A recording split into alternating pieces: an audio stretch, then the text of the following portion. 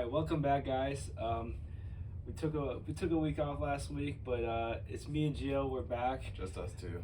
back doing the recaps. Let's get started without further ado. So we're gonna start out with Game 1 against the Cubs. That was a interesting first inning. It was. We did really good. We scored, I think it was 4 runs. We had a Canna bomb and a Yelich bomb, which were like we haven't been seeing that a lot this season because I think it was like the first home run Yelich had in like a whole month, so that was really good to see. Yeah, and then the bullpen kind of shut it down and only giving up 2 runs that game. And that was a really good Miley start too. It was, and so 6-2 we won Game 1.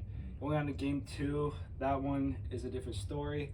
We got absolutely shut down by Justin Steele. Yeah.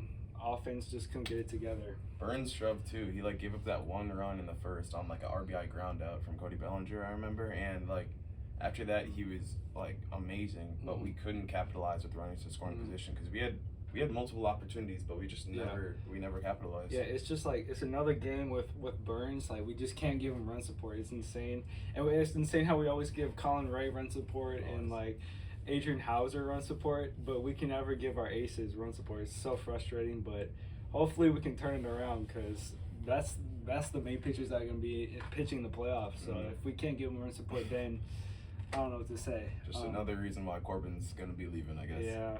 Yeah. And then Game 3, again, Kyle Hendricks shut us down. He seems to own us. Always. We couldn't get it together. It was a good start from Woody. He gave up like the first inning. I remember it was like a hit by pitch and like someone else like really dumb. And they scored 2 runs that inning.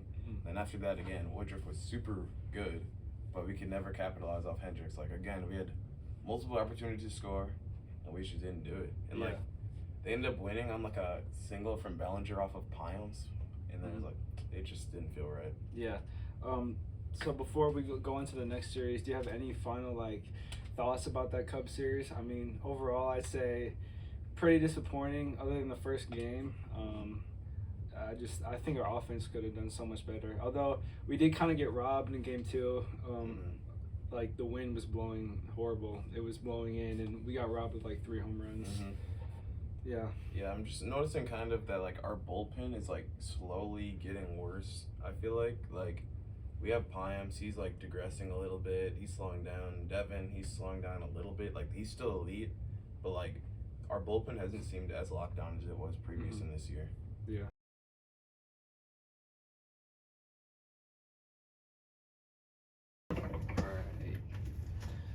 And now going on to the game series against the Phillies. Game 1, that was a crazy game. It was a super crazy game. Yeah, we had the lead, I believe, through 8 innings. I think we were up, and then we blew in the 8th. We gave up 4 runs, and then we had Devin Williams go 2 innings, right? I think it was 1 1/3. 1 1/3, yeah, and then Alec Baum gives us a miracle. A 3-run error at third base could have won the game for them, and we come back and win it. Yeah, that was a crazy game. Yeah, notable from that game is the Willie homer. That was really nice to see, even though like he's definitely cooled off from his hot streak, but that Willie homer is like the only reason we won that game.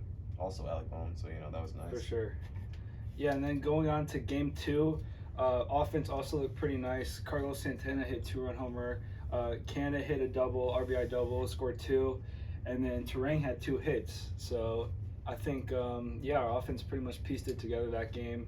And Colin Ray surprisingly went pretty well. I thought it was going to be bad after the first inning, but he actually turned it around, and it was a pretty good outing. Yeah, you got to give props to Colin Ray. He's been off the roster for a while now, and he comes back and he delivers for the team. Like, we really needed him to show up, and he did. So.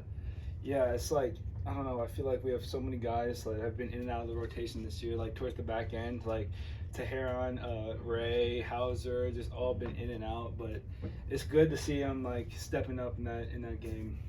And then finally, Game 3, which was today, Miley shoved 6 innings, and then kind of in the 6th he kind of collapsed, and then it was I don't know, it wasn't a bad outing by him. I just think our offense should have gave him more support. Yeah, it was a good outing from him. I mean, he went like perfect through like 6, I think, and then he gave up a homer to Alec Bohm and JT Realmuto. Yeah. And then after that, our team just seemed to die. Like, I think in the 8th inning, we had like a really good opportunity to score some runs with Santana and William getting on base. But yeah, but it's good to see. I guess Canna, he's starting to get hot as well. He hit another home run today. But yeah, we got to be able to. I think we had bases loaded in like the 8th or 7th or something, and we couldn't score any runs. So we gotta improve in that category. Just like coming up towards the end of the season. All right, now for our players of the week. Let's get it started. Who do you got for your player of the week? Yeah, so I had Mark Canna for the player of the week. I mean, he delivered like throughout all 6 of these games during this week. He had, I think it was 2 or 3 homers, and then like so many RBIs. Like he's really showed up lately. He has like a 11 or 12 game hit streak or maybe on base streak, and he's just been really good for the crew as of late. And I think he deserves the player of the week recognition. Yeah, that would have been my pick, but I'm gonna go with a pitcher here. And I'm going to go Wade Miley. He shoved against the Cubs, and he had a pretty good outing against the Phillies. So I think if he can keep that up, and we got 4 guys who can pitch really solid, that's going to be really good for us. So, yeah, for me, it's Wade Miley, but I agree with the Mark Canna. I think he's been special as well. So that's all I got. All right, now we're going to be doing something a little special. Now that the month of August is past, we're going to be saying our player of the month for August. And I think for both of us, it was pretty obvious who it was. And that goes to Freddie Peralta. He dealt in the month of August. He pitched 6 games. He had 48 strikeouts, and the Brewers won every game that he pitched. So like no one was touching Freddie. He was actually incredible. Yeah. It's like every time he came on the mound, you felt so confident we're coming out with the win. And like, I hope he can keep up that hot streak. He's still been doing good. So you're happy with that. But you're just looking forward to that future, seeing if we can stay consistent, stay healthy, because he was amazing in the month of August.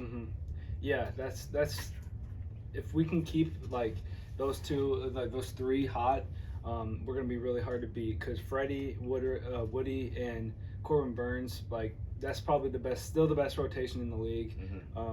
It's just they're special. If we can keep them all hot, we're gonna be hard to beat. I think so. Yo, Editing Cullen here. First of all, thanks for watching the video. But I noticed editing this thing, it is really zoomed in for some reason. So, yeah, sorry for the inconvenience. We're using a different computer than what we usually use. So, yeah, I don't know what happened, but again, thanks for watching the video. We'll be back next week. Make sure you tune in. Peace.